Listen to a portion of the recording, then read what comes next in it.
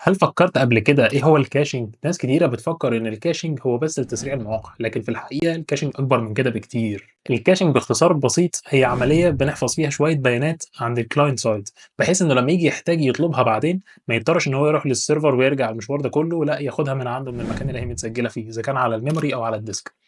يعني لو فتحت موقع لأول مرة هتلاقي المتصفح بتاعك بيبتدي يحفظ شوية فايلات CSS أو جافا سكريبت أو أحيانا صور، علشان المرة اللي جاية أو المرات اللي بعدها اللي تحتاج تخش فيها للموقع ده تاني يحمل أسرع معاك. ده حصل إزاي؟ حصل لأن المتصفح ما اضطرش إن هو يروح ياخد الداتا من السورس بتاعها على السيرفر ويستخدم النسخة اللي هو مسجلها عنده. بس في الحقيقة زي ما السرعة هي جزء كبير جدا من الكاشنج، زي ما في حاجات تانية كتيرة مهمة ممكن نتكلم عنها. خلينا نتكلم عن 4 حاجات منهم. أول حاجة فيهم هي السكيورتي أو الأمان، لأنه بيخلّي الrequests تروح على الmemory أو على الdisk cache عندك، تاخد منها الdata اللي هي عايزاها وما تروحش للسيرفر. طب أنا استفدت إيه أنا كسيرفر؟ إن حميت نفسي من بعض الattacks الكبيرة زي الDDoS attack. تاني حاجة هي الload reduction أو تخفيف الضغط، عن طريق إنه بدل ما أنا باستخدم الdatabases بتاعتي علشان أخزّن عليها الdata اللي الusers محتاجينها، أو إن أنا أقعد أعمل queries كل فترات قصيرة علشان أرجّع لهم البيانات اللي هم محتاجينها، لأ هي بقت متخزنة عند الusers بالفعل. طبعًا ده مش بالنسبة للdatabase بس، ده لأي مورد تاني السيرفر بيحتاجه علشان يعرف يغذي الclients. تالت حاجة هي الcost efficiency أو توفير التكاليف، عن طريق إنه بدل ما هتدفع فلوس كتيرة في سيرفرات غالية أو سيرفرات عددها كبير عشان تقدر تغطي العدد اللي عندك، فأنت تقدر تستغل المزايا اللي الcaching بيقدمها لك بإنك توفر من الموارد اللي بتستخدمها بشكل دوري عندك في السيرفر. رابع حاجة بقى هي الperformance stability، لأنه حتى لو الموقع بتاعك بيضطر إن هو يحمّل صور كتيرة مثلًا عند الusers أو في requests رايحة جاية كل مدد قصيرة، فلو الحاجات دي أنا قدرت أستغل بالcaching مضبوط عشان أخزنها عند الclients، كده لو عدد الناس زاد أنا مش متضرر لأن هم الحاجة عندهم بالفعل. طبعًا ده مش هينفع مع كل حاجة، لكن في حالات معينة لو استخدمنا فيها الcaching مضبوط وتناسب مع الموقف اللي إحنا فيه، هيبقى الاستفادة أقصى حاجة ممكنة. السؤال هنا بقى، هل أنت كنت متوقع إن الcaching من ضمن الحاجات اللي بيعملها كويس أوي هو إنه بيحسّن الأمان؟